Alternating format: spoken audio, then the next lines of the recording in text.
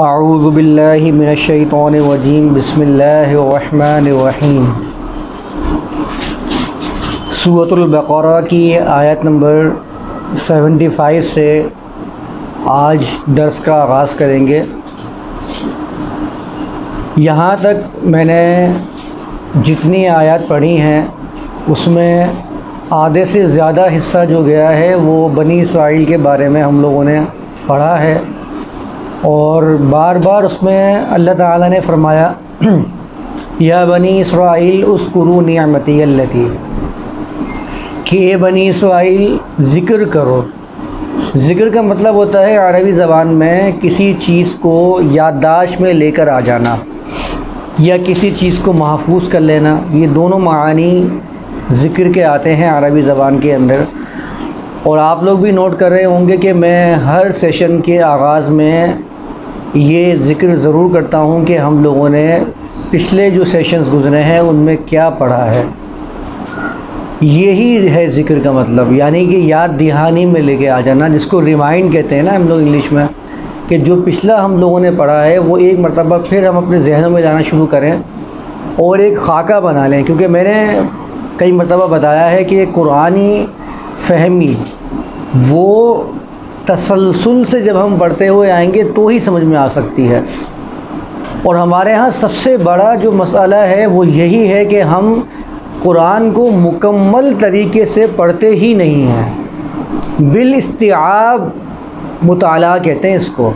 मुकम्मल तौर पे जितनी आयत कुरान के अंदर आई हैं उनको मुकम्मल तौर पे उनका इहाता कर लेना, ये असल में आपको बताएगा कि कुरान आपसे क्या कहना चाह रहा है।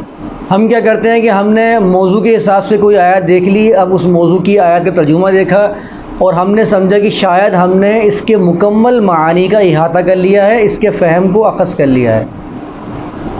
ये कुरान फ़हमी इस तरह से कभी नहीं हो सकती है। कुरान में बहुत गहराइयाँ हैं।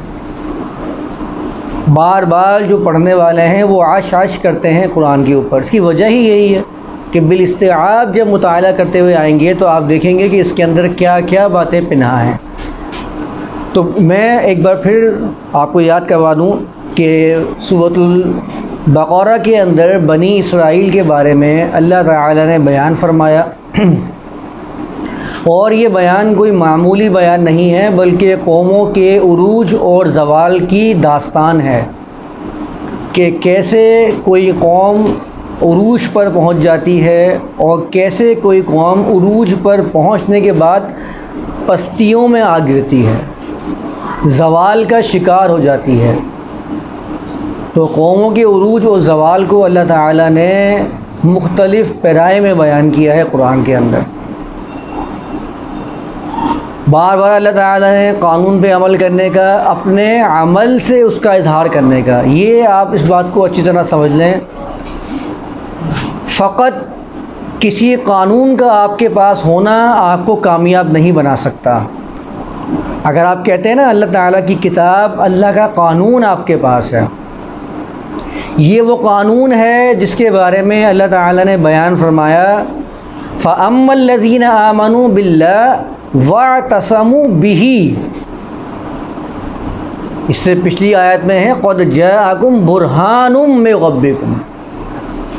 ए लोगों, तुम्हारे पास तुम्हारे रब की तरफ से बुरहान आ चुका है। बुरहान उसे कहते हैं जो मुकम्मल तौर पे अपने आप को वाज़ेह कर दे। ऐसी दलील हो कि सामने वाले को खामोश कर दे, सामने वाले को सोचने समझने पे मजबूर कर दे। इतनी वाज़ेह और इतनी बय्यन दलील हो, इसको बुरहान कहते हैं अरबी ज़बान के अंदर। या अय्युहन्नास क़द जाअकुम बुरहानुम मिन रब्बिकुम व अंज़लना इलैकुम नूरम मुबीना। दो सिफ़ात अल्लाह ताला ने बयान फरमाई हैं कुरान की। पहली बुरहान, बुरहान ख़ुद में एक दलील। इसके बाद अल्लाह फरमाता है व अंज़लना इलैकुम नूरम मुबीना। अल्लाह ताला ने कुरान को नूर भी कहा है और नूर की सिफ़त बयान फरमाई है मुबीन। नूर भी ऐसा कि जो खुद को वाज़ेह करता जा रहा है, वाज़ेह करने वाला नूर।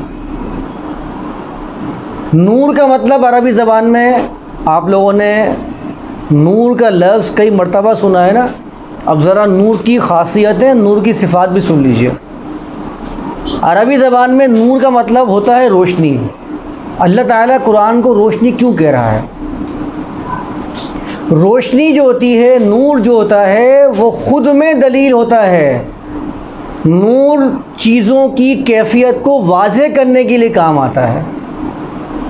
रोशनी चीज़ों की ठीक ठाक कैफियत आपके सामने ले आती है। आपको नज़र आने लग जाता है कि ये चीज़ क्या है, इसकी कैफियत क्या है, इसकी हालत क्या है। रोशनी मोहताज नहीं होती है, चीज़ें रोशनी की मोहताज होती हैं उसको दिखाने के लिए। आपके पास आंखें हैं ना देखने के लिए, ये उस वक़्त तक नहीं देख सकती जब तक इसमें रोशनी ना जाए। रोशनी जाती है और रोशनी टकरा के आपको दिखाना शुरू करती है कि ये चीज़ें क्या क्या हैं, और आपके सामने चीज़ों को वाज़े करती चली जाती है। नूर ख़ुद किसी का मोहताज नहीं होता अपने आप को दिखाने में। कभी रोशनी ही मोहताज हुई है ख़ुद को दिखाने में? चीज़ें रोशनी की मोहताज होती हैं देखने के लिए। तो कुरान नूर है। कुरान कह रहा है कि कुरान नूर है, यानी कुरान मोहताज नहीं है, चीज़ें मोहताज हैं कुरान की कि उनकी कैफियत को कुरान के ज़रिए वाज़े किया जाए। क्या ज़बरदस्त अल्लाह ताला ने वांज़लना इलैकुम नूरा मुबीना कह के कुरान की हैसियत को वाज़े कर दिया। इसके बाद आप मुझे बताएं कि किसी और चीज़ की ज़रूरत है? जिसको अल्लाह नूर कह दे, उसके बाद आप उसके लिए नूर तलाश करते फिरें कि वो इसकी तशरीह करेगी, वो इसकी तबयीन करेगी, वो इसको वाज़े करेगी। नूर की तो ख़ुद ही सिफत ये होती है कि वो चीज़ों को वाज़े करती है, वो कैफियत, वो हालात दिखाती है, चीज़ों की ठीक ठीक मालूमात आपको फ़राहम करती है। और आप इस पर सबसे बड़ा जुल्म, इससे बढ़ के जुल्म क्या होगा कि आप उस नूर को छोड़ के उस नूर के लिए आप दूसरा नूर तलाश कर रहे हैं कि मुझे इसकी कैफियत वाज़े हो जाए। तो ये तो जुल्म है आपका, आदम फहमी है कुरान से। और नूर ही नहीं बल्कि नूर भी मुबीन। फ़कत नूर कहने से बात मुकम्मल थी, फ़कत बुरहान कहने से बात मुकम्मल थी, क्योंकि बुरहान भी ऐसे ही होता है, बिल्कुल वाज़े, इतना वाज़े होता है कि वो अपने आप में ख़ुद में दलील होता है। नूर भी कहा इसको, नूर के बाद फरमाया मुबीन। अरबी ज़बान के उसलूब के मुताबिक भी जब इसमें फ़ाइल आता है अरबी ज़बान के अंदर, तो वो बताता है कि इसमें ये काम मुसलसल हो रहा है। इसकी ज़ात के साथ ये जो चीज़ बताई जा रही है, जो सिफ़त बताई जा रही है, ये मुसलसल कायम व दाइम है। यानी कुरान मुबीन है, वाज़े कर रहा है, वाज़े कर नहीं चुका। हमारे यहाँ तो इतनी बड़ी गलत फहमी पैदा कर दी गई है, कहते हैं कि जो असलाफ़ ने आपके कुरान को समझ लिया, जिसने असलाफ़ के फ़हम से रूगिरदानी की है, वो गुमराह हो चुका है। ये कैद किसने लगाई है आपके ऊपर? कौन है ये इख्तियार देने वाला असलाफ़ को कि वो किसी कुरान फहमी को लाकर आप पर मुसल्लत कर दें और आप उसके मानने पे मजबूर हो जाएं? किसने कहा है? कुरान ने कहा है। पूरे कुरान में एक इशारा भी मौजूद नहीं है कि आप जो आपके पहलों ने समझ लिया है आपको उसी की इत्तिबा करनी है। कुरान तो आपके पहलों के बारे में कहता है कि आप इनकी तकलीद करते हो, अंधी तकलीद करते हो इनकी। आप तो ये कहते हो कि बल नत्तबिउ मा वजदना अलैहि आबाना अवलौ काना आबाहुम ला याकिलून शैअन वला यहतदून। कुरान का तो झगड़ा ही है लोगों से, कुरान का तो मुकदमा ही ये है। कुरान तो अपना मुकदमा पेश ही करता है, कहता है कि जब इनसे कहा जाता है कि तुम अल्लाह की आयत पे ईमान लेकर आओ, तो इनका सबसे बड़ा झगड़ा ये होता है कि हम कैसे अपने बड़ों को, अपने असलाफ़ को छोड़ दें। हम तो उन्हीं की इत्तिबा करेंगे जिस पे हमने अपने असलाफ़ को पाया। असलाफ़ परस्ती का नाम सुना होगा आप लोगों ने। और हमारे यहाँ तो बबांगे दहल ये बात कही जाती है कि अगर 1000 आयात भी मुबहम, वाज़े और मुबीन हो अपने माना के अंदर, मुहकम आयात जिनको आप कहते हैं, अगर असलाफ़ के फ़हम के ख़िलाफ़ हैं तो असलाफ़ के फ़हम के मुताबिक हमें उन आयात को बनाना पड़ेगा। ये मैंने अपने ख़ुद कानों से सुना है और उन लोगों से सुना है कि जो अपने आप को गैर मुक़ल्लिद शुमार करते हैं और अपने आप को कहते हैं कि हम कुरान और हदीस के मानने वाले हैं। उन लोगों की ज़बान से मैंने ख़ुद सुना है, ये आप भी सुन सकते हैं जाकर। कहते हैं कि असलाफ परस्ती करनी चाहिए, ये असलाफ परस्ती है। कुरान का तो मुकदमा ये है कि असलाफ परस्ती आपको नहीं करनी है। वला काना आबाहुम ला याकिलूना, क्या अगरचे वो तुम्हारे जो माँ बाप थे, तुम्हारे जो असलाफ थे, वो अकल नहीं रखते हों, जब भी तुम उनकी इत्तिबा करोगे। वला यहतदून, क्या अगरचे वो हिदायत पर ना हो, जब भी तुम उनकी इत्तिबा करोगे। तुम पहले चेक तो करो कि ये वाकई हिदायत पे थे या गलती के ऊपर थे। तुम पर किसने मुसल्लत किया है असलाफ परस्ती को? आप अगर इस मुकदमे को समझ जाए ना कुरान के, आप समझ लीजिए कि बहुत सारी बातें आपके सामने खुल के आ जाएंगी। व अंज़लना इलैकुम नूरम मुबीना, ऐसा नूर जिसके अंदर मुबीन बयान करने की सिफ्त मुसलसल कायम व दाइम है, ख़त्म नहीं हो रही है। ऐसा नहीं हो रहा है कि पिछलों ने जो समझ लिया है बस वो मुकम्मल हो चुका है, अब मुबीन नहीं रहा वो, नहीं। ये तो अल्फाज के जो इसकी सिफ्त है, जो अरबी ज़बान की जो सिफ्त है मुबीन, इससे भी आप समझ लें कि नाआशनाई है जो ये बात कह रहे हैं। उनको ये मुबीन का मतलब ही नहीं पता। मुबीन का मतलब तो ये होता है कि उसमें मुसलसल बयान किया जा रहा हो। कुरान अपने आप को हर ज़माने में, हर कौम के लिए, हर फ़िरक़े के लिए अपने आप को मुसलसल बयान किए जा रहा है। जो शख्स पढ़ता रहेगा इस कुरान को, कुरान अपने आप को बयान करता रहेगा। कुछ बातें होंगी जो उस मौके पर समझ में नहीं आ रही होंगी, आगे वाला ज़माना साबित कर देगा ये अल्लाह की किताब है। कितनी बातें ऐसी हैं जो उस ज़माने में लोगों को मालूम नहीं होंगी और लोग उससे नाशना होंगे, वो परेशान होंगे कि ये कुरान में ये बात कही है तो उसका माना क्या है। कुल्लुन फ़ी फ़लकी यस्बहून, हर चीज़ जो है वो तैर रही है फ़लक में। एक ज़माना ऐसा होगा जब नहीं जानते होंगे लोग इस चीज़ को। ज़माने ने साबित कर दिया है कि ये बात कुरान की जो है ये हक़ है।